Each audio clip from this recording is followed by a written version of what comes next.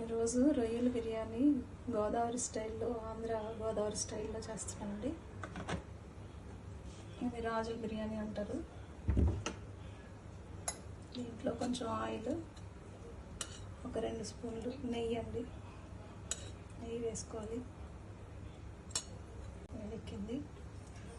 దీంట్లో షాజీరా కొంచెం వేసుకోవాలండి, 1 స్పూను. 2 మసాలా అవి ఉంటాయి కదా, ఇవి 2 స్టార్ ఫ్లవర్ 2, లవంగాలు ఒక 4, యాలకులు ఒక 10 అండి.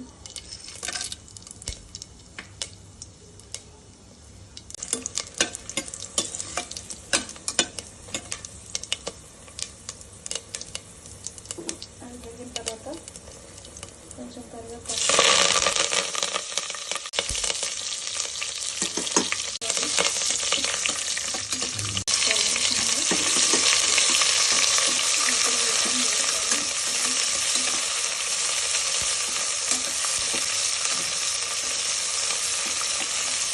ఇది కొంచెం లైట్ గోల్డెన్ బ్రౌన్ వచ్చే వరకు ఆనియన్స్ వేసుకోవాలండి.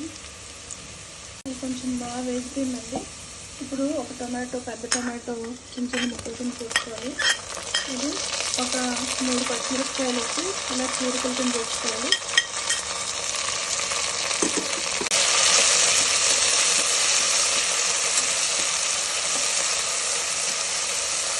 ఫ్రై అయిపోయిందండి. ఇప్పుడు ఒక 2 స్పూన్లు జింజర్ గార్లిక్ పేస్ట్ వేసుకుందాం.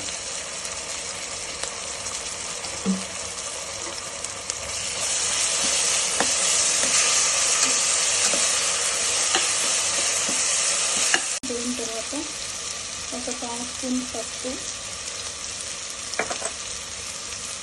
ఒక 1/2 స్పూన్ జీలకర్ర పొడి,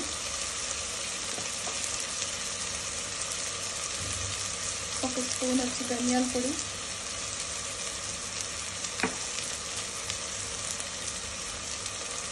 ఒక 3 స్పూన్స్ కారం అండి.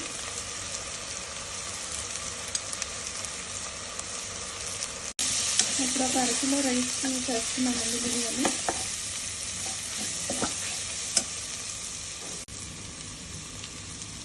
ఇప్పుడు మనం సాల్ట్ వేసుకున్నాము దీంట్లో.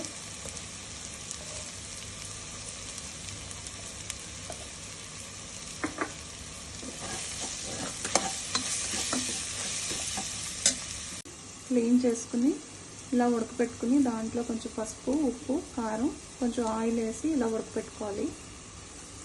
దాన్ని ఇప్పుడు దీంట్లో వేసేయాలండి.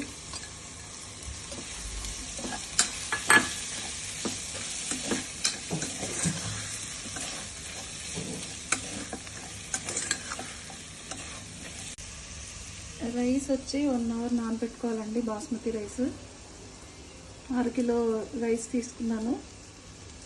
దానికి 1:2 వాటర్ తీసుకుని నానబెట్టుకోవాలి. అది ఇప్పుడు దీనిలో వేసేస్తుంది.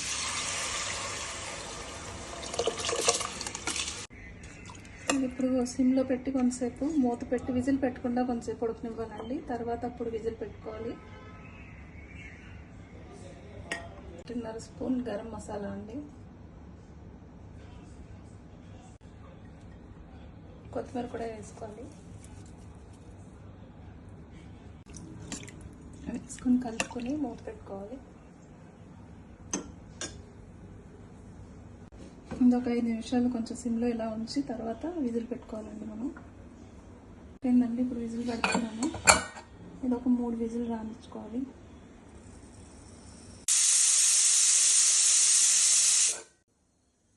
మూడు విజిల్స్ అయిపోయినాయండి. ఇప్పుడు స్టవ్ ఆఫ్ చేసుకోవాలి. ఇది మూత ఓపెన్ చేసి చూసుకున్నాము. ఇప్పుడు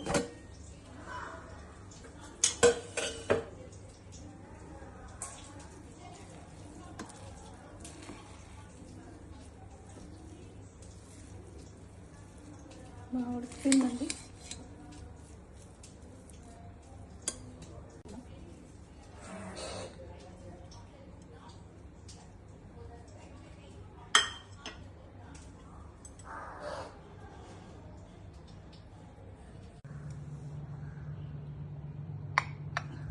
టేస్టీ ప్రాన్స్ బిర్యానీ రెడీ అండి.